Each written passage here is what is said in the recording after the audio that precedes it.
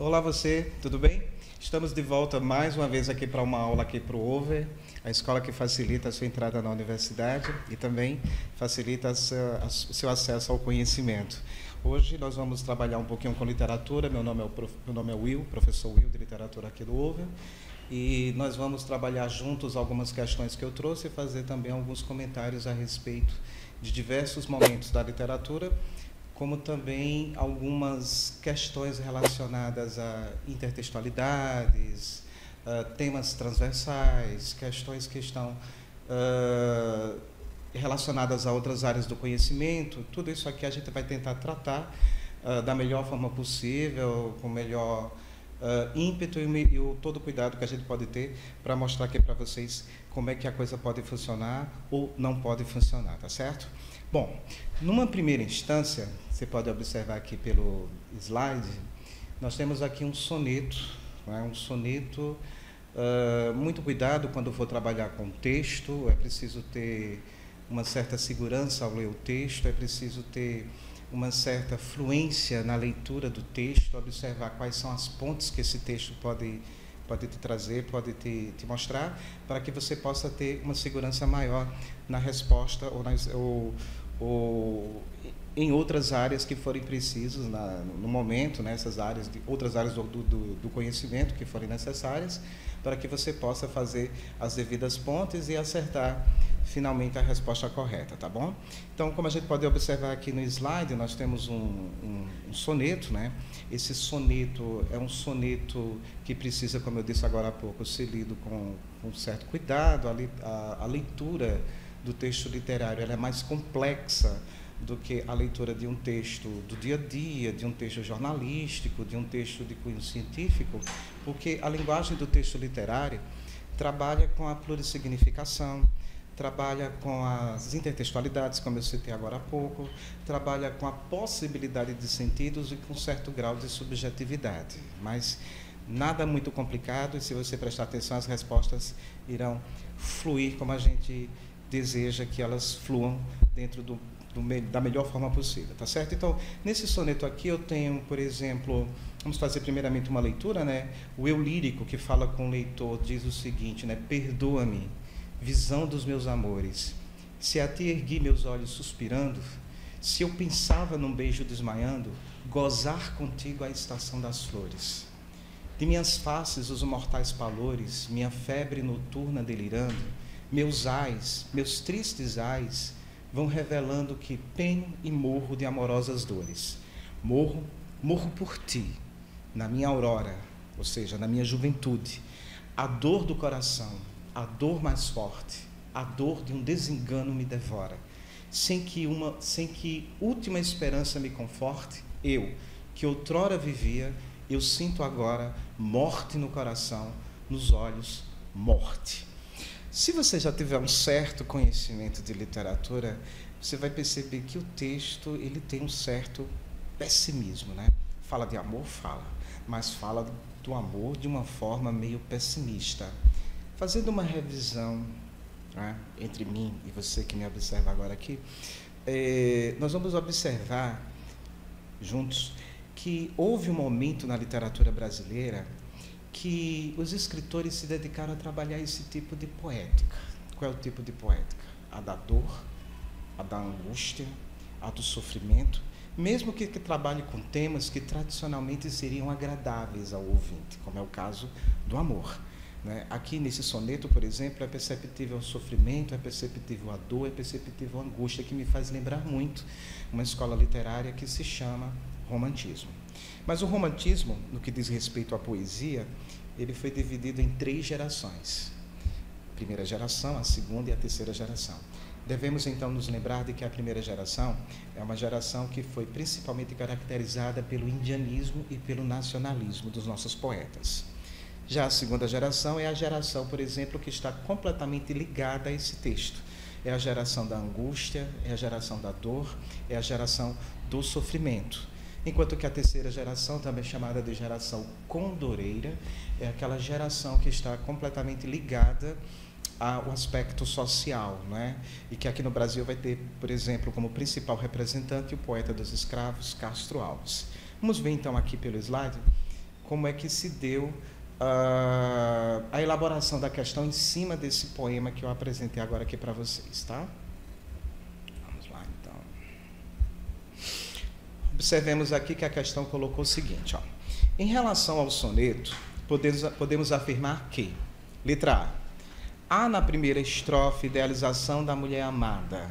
Se você volta à primeira estrofe, você vai perceber aqui comigo que ele não está necessariamente idealizando a mulher amada.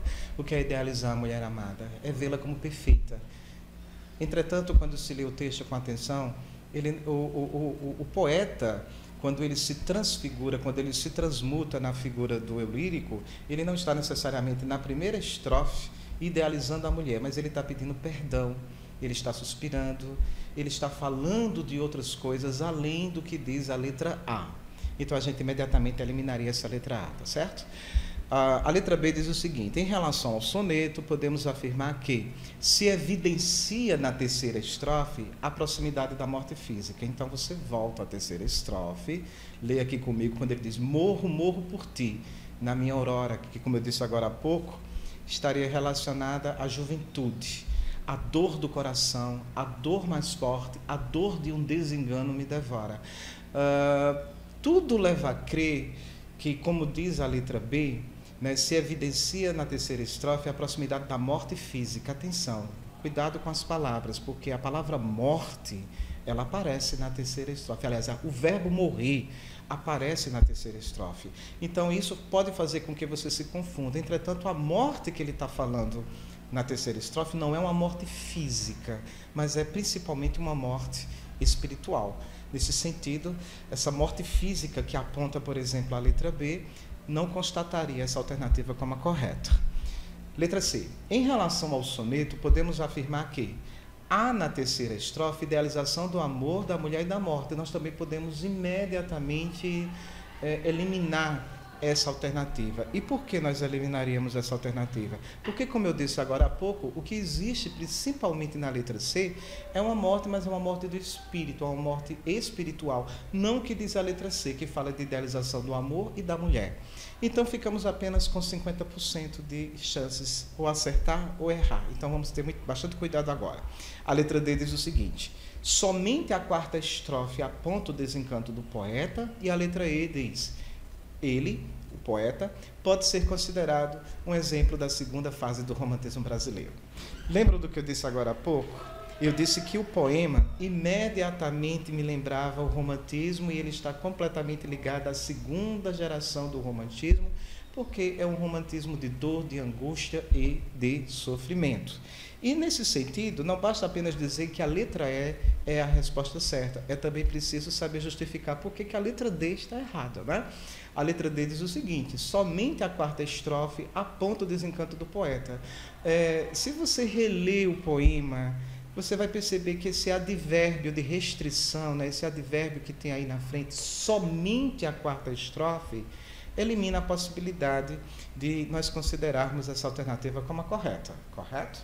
Tá? Vamos lá. Por quê? Porque o somente restringe muito. É como se a alternativa dissesse que somente aquela parte do texto diz que o poeta está desencantado, enquanto eu, como leitor atento, eu consigo perceber que todo o desencanto está em todos os versos, praticamente, do poema em questão. Portanto, a resposta certa, como nós havíamos comentado no processo analítico do texto, é a letra E, que diz: ele pode ser considerado um exemplo da segunda fase do romantismo brasileiro. Tá certo? Vamos então ver aqui o que é que eu trouxe para mostrar aqui nessa próxima questão. Bom, nessa próxima questão, nós temos um trecho do livro de Machado de Assis. Tá? O livro é o livro Memórias Póstumas de Brás Cubas. Machado de Assis faz parte do realismo brasileiro, né? É um dos maiores escritores até hoje, reconhecidamente aqui no Brasil. Ele é visto como um dos maiores escritores brasileiros. Tá? E o Machado de Assis escreve um tipo de literatura que não agradaria muito ao leitor romântico, porque ele é meio pessimista, não é?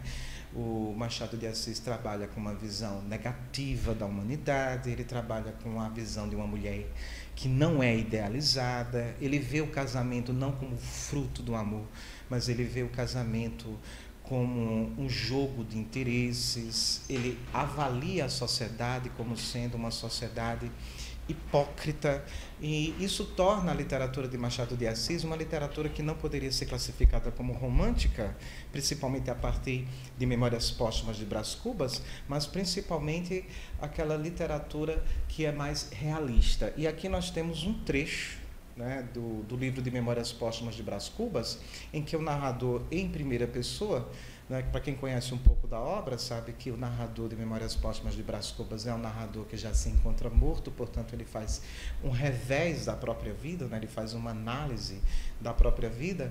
E aqui nós temos um capítulo em que ele fala de um de seus amores, talvez tenha sido o grande amor da vida dele, que foi Vigília. Como se pode observar aqui no slide, o capítulo é o capítulo 53, e no capítulo 53 ele começa dizendo o seguinte, né?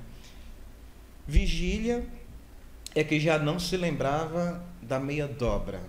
Toda ela estava concentrada em mim, nos meus olhos, na minha vida, no meu pensamento. Era o que dizia e era a verdade. Há umas plantas que nascem e crescem depressa, outras são tardias e pecas. O nosso amor era daqueles. Brotou com tal ímpeto e tanta seiva que dentro em pouco era a mais vasta, folhuda e exuberante criatura dos bosques. Não lhes poderei dizer ao certo os dias que durou esse crescimento. Lembra-me, sim, que, em certa noite, abotoou-se a flor, ou beijo, se assim lhe quiserem chamar. Um beijo que ela me deu, trêmula, coitadinha, trêmula de medo, porque era ao portão da chácara. Continuando aqui o texto, uniu-nos nesse único beijo, breve como a ocasião, ardente como o amor, prólogo de uma vida de delícias, de terrores, de remorsos, de prazeres que rematavam em dor, de aflições que desabrochavam em alegria, uma hipocrisia paciente e sistemática, único freio de uma paixão sem freio, vida de agitações, de cóleras, raivas, desesperos, ciúmes, que uma hora pegava a farta e de sobra, mas outra hora vinha engolir aquela, como tudo mais para deixar à tona as agitações e o resto do resto, que é o fastio e a sociedade. Tal foi o livro daquele prólogo. Memórias Póstumas de Brás Cubas, né? Um clássico da literatura brasileira, e aqui nós vamos ver o que é que a questão necessariamente quer em cima desse trecho em que o narrador Brás Cubas fala de como o amor entre ele e Vigília começou a crescer. Muito bem, a questão diz o seguinte: dentre os recursos expressivos empregados no texto, né, tem papel preponderante, ou seja, um papel que está de sobremaneira analisado em relação aos outros A. Então, nós temos aqui na questão, entre a letra A e a letra E, várias figuras de linguagem. Né? Nós temos na letra A metonímia, na letra B hipérbole, na letra C alegoria, na letra D sinestesia e na letra E prosopopeia. Portanto, é um tipo de questão que não está necessariamente ligado, digamos assim, diretamente à interpretação do texto, mas ao reconhecimento de um recurso expressivo que o autor utilizou na construção do trecho em questão, ou na elaboração do texto em questão. E aqui, o que é que nós vamos ter? Bom, se nós voltarmos aqui ao trecho, principalmente a essa parte inicial, que eu vou aqui reler com vocês rapidamente, em que ele diz o seguinte, ó: Vigília é que já não se lembrava da meia dobra. Toda ela estava concentrada em mim, nos meus olhos, na minha vida, no meu pensamento. Era o que dizia e era verdade. Agora, atentem para essa parte. Há umas plantas que nascem e crescem depressa.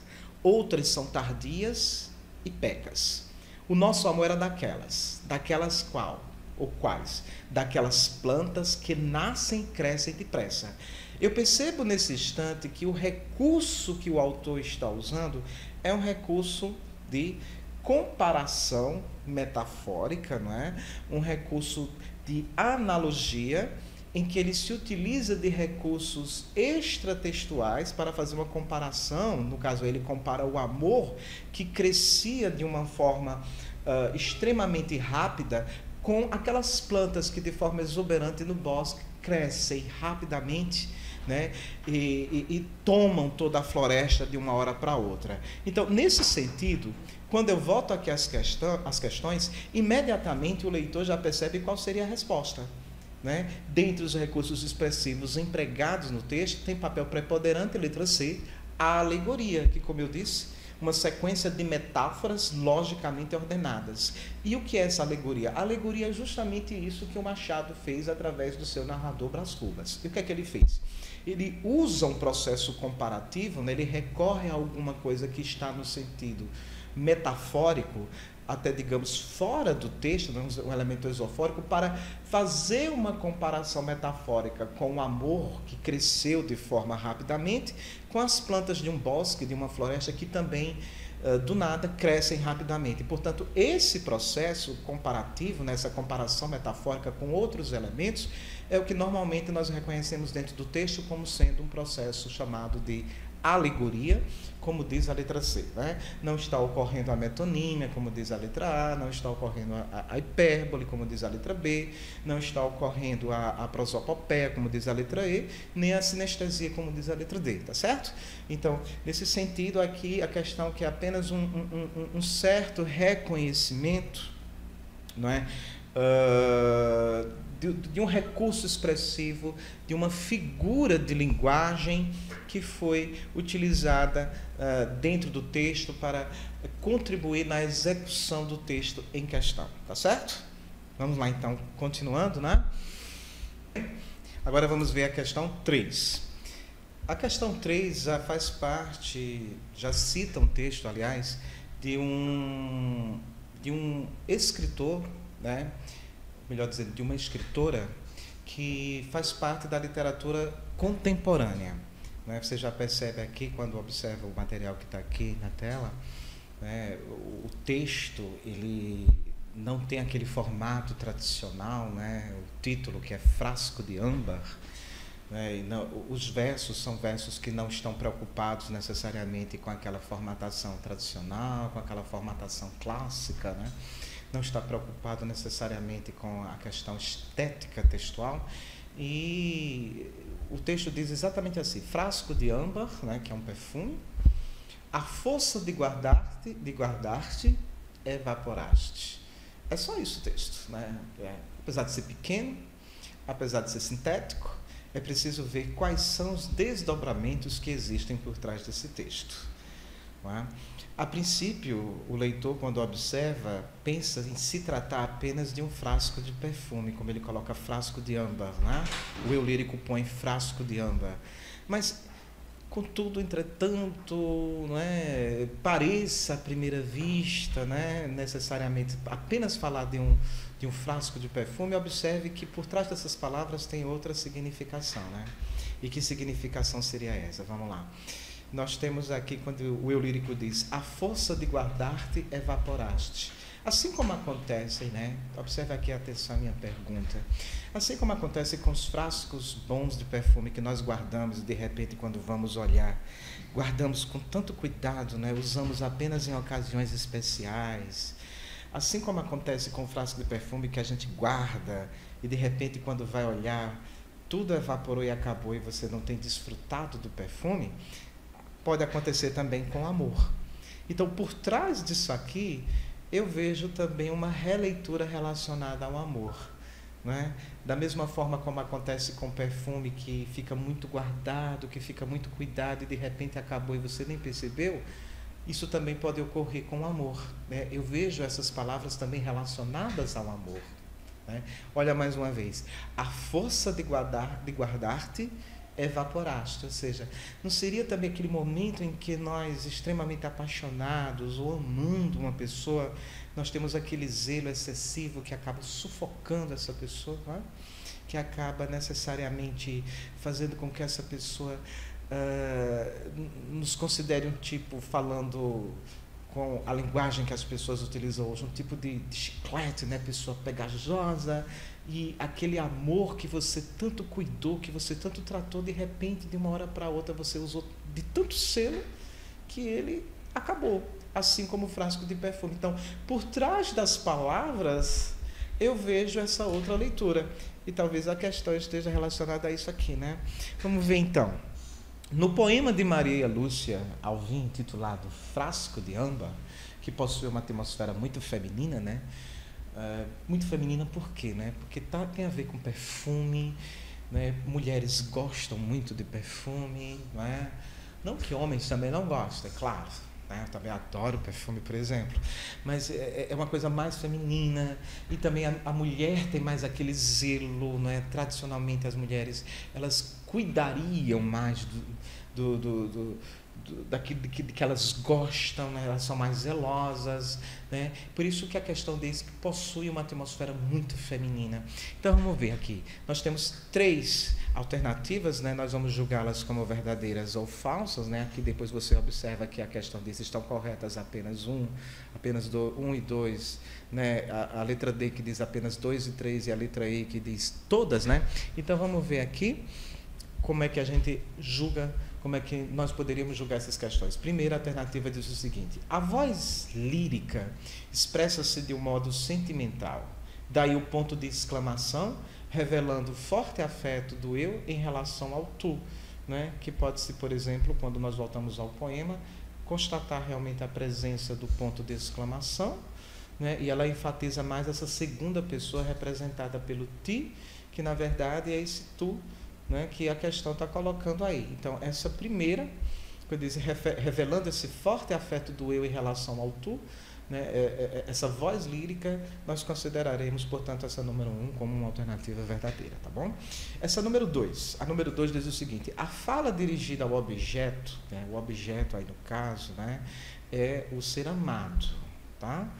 Que numa interpretação mais ou menos ambígua, nós teríamos tanto o objeto, o leitor poderia pensar o objeto como frasco de perfume, mas eu disse agora há pouco que esse frasco de perfume, na verdade, né, o frasco de âmbar, está disfarçando o grande desejo, o grande objeto de adoração que essa mulher tem, diríamos assim, né? A fala dirigida ao objeto contém um lamento pela sua perda. Por que pela sua perda? Essa perda está colocada pela palavra, ó, evaporaste, né? Perdeu, acabou.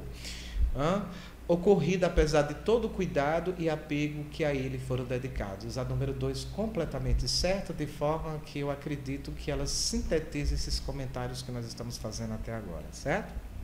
A número 3 diz: o teor metafórico do poema se reforça na associação estabelecida entre a volatilidade do perfume, né, que o perfume possui essa propriedade de evaporar-se, que é o que ele está colocando aí como volatilidade do perfume, e o sentimento amoroso, que nesse caso, pelo excesso de cuidado, também metaforicamente se evaporou. Portanto, nesse sentido, nós julgaríamos as 3 alternativas como corretas.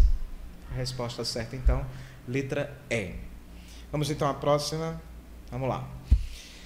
Bom, aqui nessa próxima questão, né, que é um texto de Augusto de Campos, nós percebemos uma tendência que começou a ocorrer de forma mais contundente, mais perceptível a partir da década de 50 aqui no Brasil. É um texto que nós chamaríamos de texto concretista, né, de tendência concreta, que é justamente aquele texto, como se pode observar aí na tela, aquele texto que é muito mais para ser visto do que necessariamente para ser lido, né? Vocês vão ver aí que nós temos um texto formado apenas por 2 palavras, tá?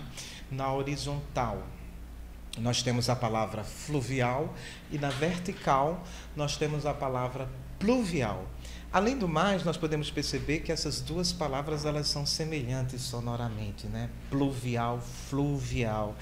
E um dado interessante que você não deve se esquecer é que esses textos, considerados textos concretistas, eles trabalham, na maioria das vezes, muito mais a imagem do que necessariamente aquele aspecto do texto tradicional, né?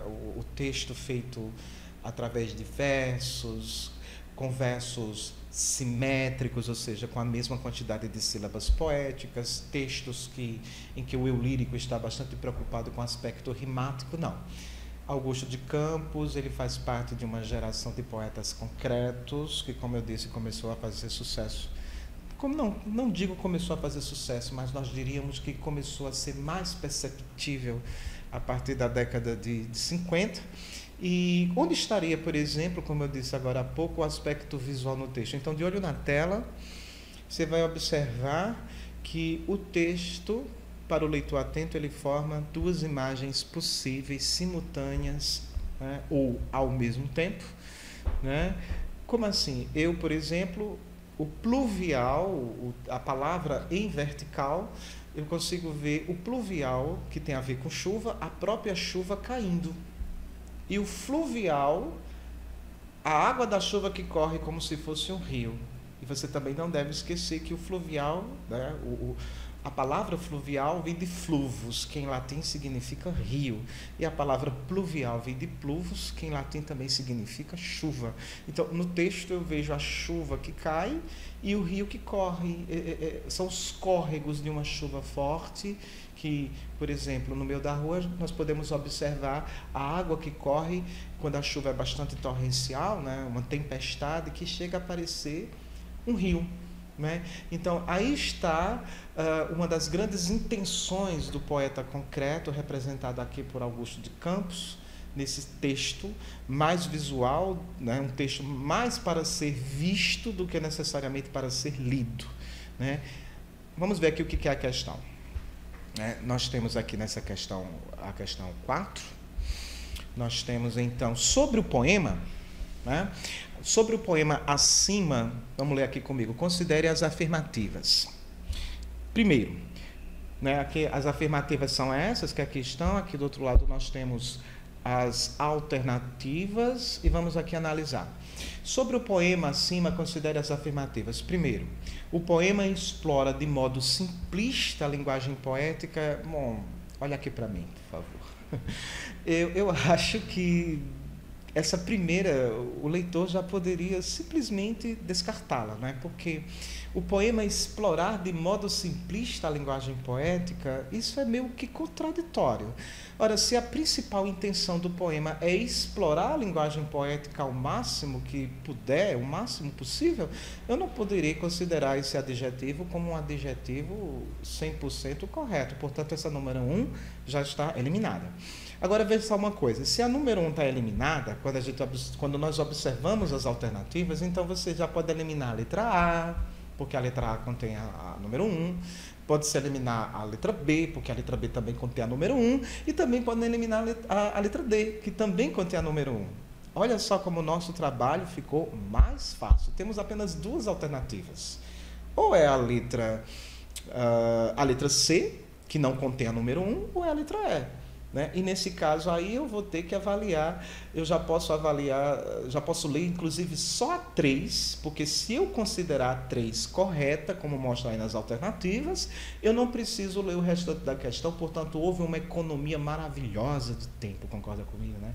Então vamos ler logo a 3 para ver se a gente já pode considerar a 3 como verdadeiro ou falso e resolver logo essa questão. A 3 diz o seguinte, ó. O poema aproveita-se da semelhança sonora entre as palavras com significados diferentes, que, entretanto, não são independentes do poema. Vamos voltar ao poema, né? Repetindo, ó. O poema aproveita-se da semelhança sonora. Lembra que eu disse agora para vocês, faz pouco tempo, que as duas palavras usadas no poema, elas sonoramente são parecidas, né? Pluvial e fluvial. Tá? Muda-se apenas... Pluvial, fluvial, muda-se apenas um poema, só um poema. Evidentemente que elas são parecidíssimas. E agora vamos ler aqui o restante, né?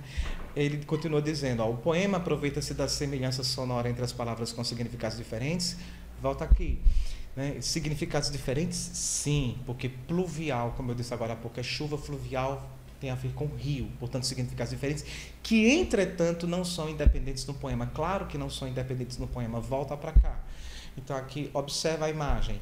Pluvial forma o fluvial. Um texto lido na horizontal e na vertical. Então, a 3 está certa. Então, se a 3 está certa, nós só temos apenas uma alternativa, que é, no caso, aí a letra C. Economizamos o nosso tempo e nós já poderemos passar para a próxima questão. Vamos lá. Na questão 5, que é do escritor Moacir Scliar, um escritor moderno, um escritor contemporâneo, um escritor que dedicou boa parte da sua literatura às crônicas, né? E o que é, já que eu abri esse parêntese, né, vou explicar rapidamente o que é um texto para que ele se, o que é um texto ou o que um texto precisa para que ele seja considerado crônica, né? As crônicas normalmente aqui no Brasil tiveram o seu amplo desenvolvimento a partir do século XX, ou seja, o século passado. É um gênero textual que é bastante utilizado hoje por diversos escritores, jornalistas, né? E que vai ter como principal característica uma linguagem mais leve, mais informal e que vai trabalhar com assuntos mais ligados ao dia a dia. Por isso que é muito comum encontrar crônicas em jornais, encontrar crônicas em revistas, né? Hoje, mais do que nunca, com o aspecto midiático relacionado, por exemplo, à própria internet, nós podemos encontrar blogueiros que escrevem crônicas, né? Eu, inclusive, também já escrevi algumas crônicas, né? O que eu gosto das crônicas, tanto para se ler quanto para se escrever, é porque ela me permite mais uma versatilidade ao escrever, né? Ela me permite que eu seja mais eu, que eu não esteja tão ligado às regras da literatura tradicional. Correto? E o Moacir Scliar, ele foi por esse caminho. Vamos ver então aqui na tela qual é o texto ou o fragmento do texto que o Moacir trouxe para que nós pudéssemos ver hoje. Vamos lá então. Então a questão 5 começa do Moacir Scliar, né? O título do texto, o escritor e os seus desafios, né? Tá aí que você pode observar. E nessa questão 5 ele diz o seguinte: do pedacinho de papel ao livro impresso vai uma longa distância. Ou seja, quem escreve, né, tem diante de si uma tarefa árdua, né? Escrever é um ato egoísta, solitário, não se pode escrever em grupo, isso, na minha opinião, não existe. Como também, para mim, também não existe leitura em grupo, né? A leitura e a escrita são atos completamente egoístas, individuais e egocêntricos. É você contra você mesmo. E quando ele coloca logo no início, eu já vejo essa reflexão, né? Do pedacinho de papel ao livro impresso vai uma longa distância, né? O escrever é uma tarefa árdua, é uma tarefa que vai fazer com que você sinta dor, né? Com que você desista, reinicie diversas vezes. Quem já escreveu qualquer coisa sabe que é difícil escrever, não é tão fácil quanto a questão da oralidade da língua. Vamos terminar o texto? Não. Mas o que o escritor quer mesmo é isso, ver seu texto em letra de forma, né? Agora, vê só, letra de forma aí que ele coloca não é simplesmente o formato da letra, tá? Estaria mais com o significado de que o escritor quer ver o texto pronto, tá? Continuando. A gaveta é ótima para aplacar a fúria criativa.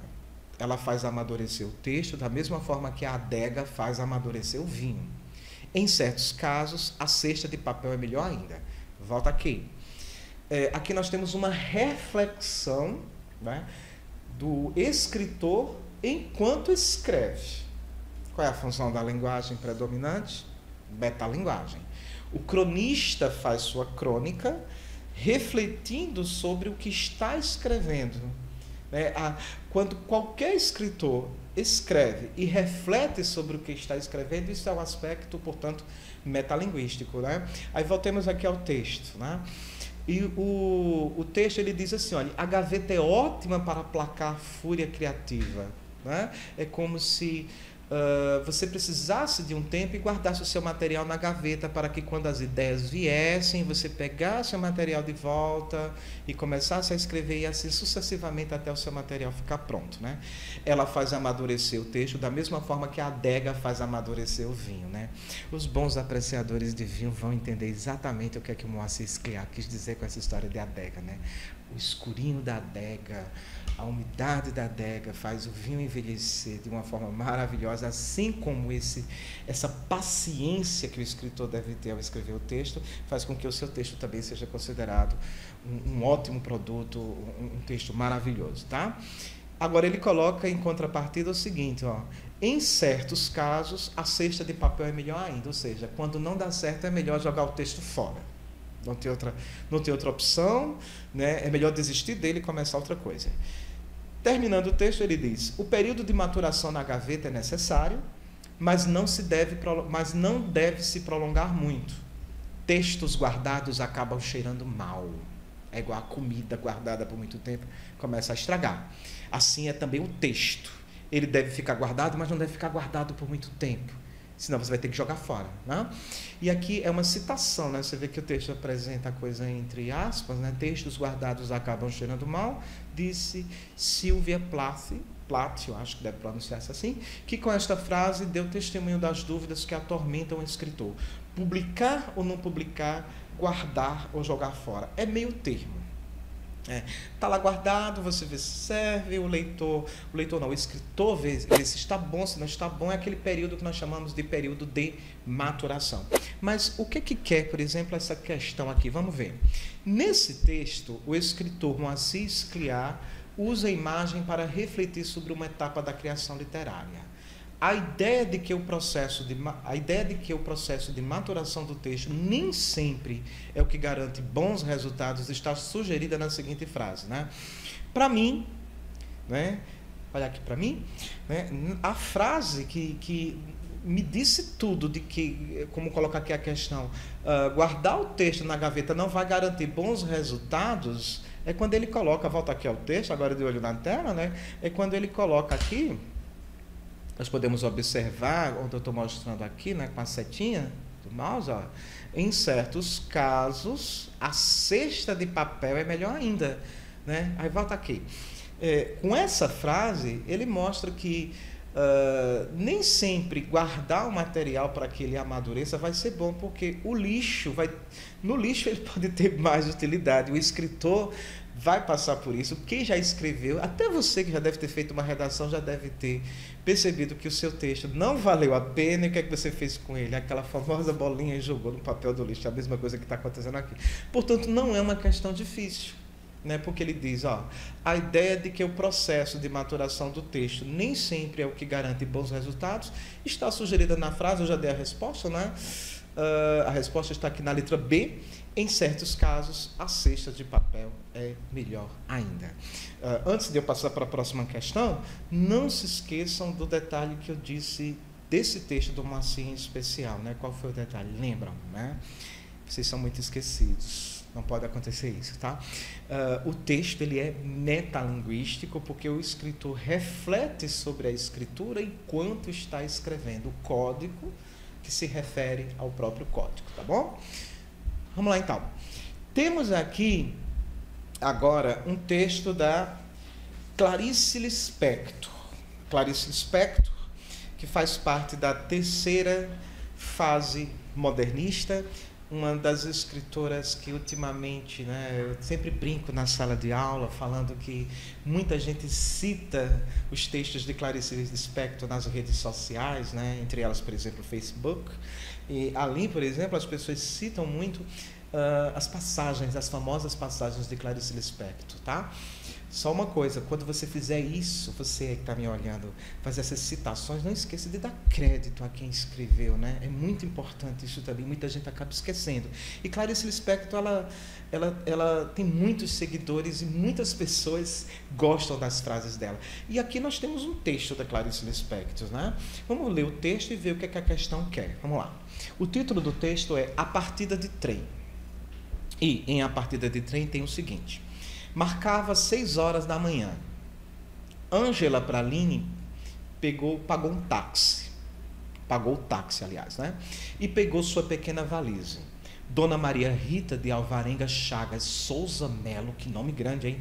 Desceu do Opala da filha, né? Opala, um carro que nem é mais fabricado hoje, faz um tempão, né? Mas tem que levar em consideração o tempo em que o texto foi escrito, né?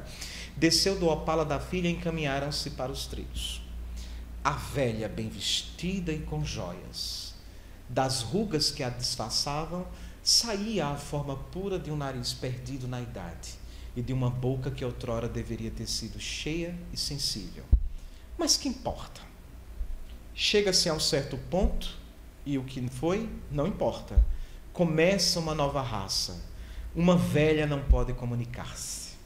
recebeu o beijo gelado de sua filha, que foi embora antes do trem partir. Ajudara antes a subir no vagão, sem que neste houvesse um centro, ela se colocara do lado. Terminando o fragmento, ele diz, o narrador diz: quando a locomotiva se pôs em movimento, surpreendeu-se um pouco. Não esperava que o trem seguisse nessa direção e sentara-se de costas para o caminho. Ângela Praline percebeu-lhe o movimento e perguntou: a senhora deseja trocar de lugar comigo? Dona Maria Rita se espantou com a delicadeza. Disse que não, obrigada, para ela dava no mesmo. Mas parecia ter se perturbado. Passou a mão sobre o camafeu, filigranado de ouro, espetado no peito, passou a mão pelo broche, seca. Ofendida? Perguntou afinal a Ângela Praline. É por causa de mim que a senhorita deseja trocar de lugar? O texto, um fragmento de Clarice Lispector, né? Se vocês puderem ler um restante, né? Aqui nós temos a partida de trem, entretanto a questão que eu selecionei só trabalhou até com essa parte aí. Vamos ver o que a questão quer, né? Leia aqui comigo, vamos ler juntos, né? A questão diz o seguinte: a descoberta de experiências emocionais com base no cotidiano é recorrente na obra de Clarice Lispector. O que é que o narrador fragmenta, aliás, o que é que o narrador enfatiza no fragmento apresentado? Agora, observe uma coisa aqui que eu vou comentar, antes de fazer a leitura dessas alternativas que estão postas aí, né? Clarice Lispector. O que o nome me diz quando eu penso na escritora? Né? Eu vejo muito da própria Clarice nos textos, né? Uma mulher que lutou com as próprias palavras, que lutou com as palavras para colocá-las no texto, né? Uma mulher que fez parte da sociedade do Rio de Janeiro, né? Da famosa classe média do Rio de Janeiro, da época da Clarice Lispector, né? Estamos falando da década de 40, da década de 50, que é a época de Clarice Lispector, a época da terceira geração, a terceira fase do modernismo brasileiro, e eu vejo diversas mulheres trabalhadas no texto da Clarice Lispector, né? Muitas. Inclusive, eu até diria que essas mulheres com as quais Clarice Lispector trabalha formariam um mosaico que, ao final, eu teria o retrato da própria Clarice Lispector, né? Em outras palavras, cada mulher que a Clarice Lispector carrega um pouquinho de si. E é assim que deve ser, tá? Por quê? Porque quando se lê o texto literário, você não deixa de ler também um pouco da vida de quem escreveu o texto literário, né? Quando se escuta uma música, você não deixa de ver um pouco da vida de quem compõe a música, né?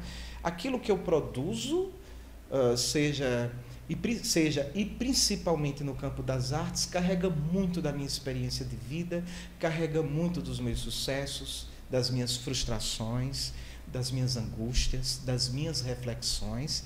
E de olho, né? De olho em que o escritor ele está sempre pronto a nos mostrar um mundo que geralmente nós não vemos, né? E nesse texto da Clarice Lispector, né, eu não quero adiantar a resposta para não estragar a surpresa, que a gente ainda nem viu quais são as alternativas, né? Eu tenho um dos melhores trabalhos que para mim a escritora se dedicou a fazer, um tipo de mulher, né, que representa um nicho hoje da sociedade que é completamente desprezado pela maioria das pessoas, né? Vamos ver então aqui, vamos repetir aqui de olho na tela, né, para ver o que é que a questão diz, né? A descoberta de experiências emocionais com base no cotidiano é recorrente na obra de Clarice Lispector. No fragmento, o narrador enfatiza o letra A, comportamento vaidoso de mulheres de condição social privilegiada. B, anulação das diferenças sociais no espaço público de uma estação. C, incompatibilidade psicológica entre mulheres de gerações diferentes. D, constrangimento da aproximação formal de pessoas desconhecidas. E letra E, sentimento de solidão alimentado pelo processo de envelhecimento, né? Agora vamos voltar aqui ao texto, porque é lá que está a resposta. Logo no início, vê só. Acompanha comigo aqui, paciência, a gente precisa encontrar as respostas no texto. Eu vou ler só essa parte aqui, e aqui está a parte que eu desejo mostrar a vocês, que dá a resposta que eu penso ser a alternativa certa. Veja só. Marcava 6 horas da manhã. Ângela Praline pagou o táxi e pegou sua pequena valise. Dona Maria Rita de Alvarenga Chagas Souza Melo, eu adorei esse nome pomposo, né? Desceu do Opala da filha, então vocês percebem que é uma cena entre mãe e filha, e encaminharam-se para os trilhos. A velha bem vestida e com joias. Agora comecem a prestar atenção. Das rugas que a disfarçavam, saía a forma pura de um nariz perdido na idade e de uma boca que outrora devia ter sido cheia e sensível. Mas que importa? Agora vê só. Olha, observa onde está aqui a minha seta, né? Chega-se a um certo ponto e o que foi não importa. Começa uma nova raça. Uma velha não pode comunicar-se. Será que, agora vê, olha aqui para mim, será que vocês não percebem que a Clarice está denunciando o esquecimento gradual que nós temos em relação às pessoas que vão envelhecendo? O sentimento de inutilidade que a sociedade vai dando às pessoas quando essas vão chegando ao seu ocaso, quando elas vão chegando ao seu crepúsculo? Será que nós ainda não percebemos, por exemplo, né, como o texto mostra, o descaso que a sociedade tem em relação a muitas pessoas idosas, a paciência que não existe em relação a elas, né? Ser idoso, geralmente, no nosso país, é sinônimo de uma vida infeliz, é uma vida de inutilidade, é como um produto, como um iogurte na prateleira de um supermercado, cuja validade se expirou. É justamente isso que se vê aqui. Voltemos ao texto. Ela diz o seguinte, o narrador, né? Começa uma nova raça. Quando uma nova raça começa, quer dizer, uma nova geração, a geração seguinte começa, então, nesse sentido, a ficar ultrapassada. A idade é sinônimo de que você não apenas estaria se aproximando de uma aposentadoria, mas principalmente da sua completa e total inutilidade, né? Como eu vejo nessa frase, uma velha não pode comunicar-se, porque os mais jovens é que vão ter mais importância. E outra coisa, né? Seguindo o texto, ele diz o seguinte, o narrador, recebeu o beijo gelado de sua filha. É porque, volta aqui, olha para mim, é porque o tempo estava frio? Não, isso é uma metáfora. O beijo gelado é o beijo da indiferença. É o beijo do desprezo. É o beijo como se tivesse sido dado por obrigação. Eu vejo na filha de Dona Maria Rita de Alvarenga Chagas Souza Melo o tratamento que muitas pessoas hoje, os próprios filhos, os próprios netos, né, dão às pessoas mais idosas. Porque nesse sistema em que estamos, né, nesses tempos em que vivemos, nós vamos perceber que essa é uma das consequências, né? Essa rapidez do tempo fez com que nós olhássemos apenas para frente, nos esquecêssemos dos nossos parentes mais velhos, dos nossos ancestrais, da herança que eles nos deram, da experiência, e às vezes nós tratamos as pessoas dessa forma. Por mim, nesse sentido, a questão não pode restar dúvida. O que é que o narrador quer enfatizar nesse trecho? Está na letra E. Sentimento de solidão alimentado pelo processo de envelhecimento, né? Eu vejo na personagem que ela está sozinha e que em alguns momentos ela até se surpreende com uma sutil gentileza. E por que ela se surpreende? Evidentemente que ela não estaria acostumada àquele tempo, àquela altura, a gentilezas, porque o seu tempo de utilidade, o seu tempo de mocidade passou. E é claro, hoje um dos maiores problemas que nós temos em relação aos nossos idosos é essa falta de cuidado, essa falta de atenção. E é claro, muitos hoje vivem sozinhos, muitos hoje esperam a visita daqueles que já fizeram parte da sua vida de uma forma mais contundente, mais presencial. Eu espero que o recado da Clarice Lispector, que já foi dado naquele tempo, né, não deixe de levar atenção para você, leitor. E evidentemente a resposta da questão, a letra E, o sentimento de solidão alimentado pelo processo de envelhecimento. É como se o velho, depois que chegou a velhice, não sirva mais para nada. Bom, pessoal, Eu espero que a gente tenha se divertido, né? Como eu me diverti aqui, né? Foi bastante proveitoso para mim também, porque quando nós comentamos esses aspectos dos conhecimentos de uma forma geral, não deixa também de fazer parte da minha própria construção, né? Espero que tenha sido bastante útil. Estou ansioso para o próximo encontro, para que a gente possa dar continuidade a esse trabalho, né? A esse projeto aqui da Escola Over, né? Me sinto muito feliz, muito satisfeito, aguardo vocês, tá bom? Então, até a próxima, se Deus quiser, Ele há de querer. Sem parodiar o nosso Miguel Falabella, tá? Me lembrei dele agora. Abraço para todos aí, tchau. Valeu.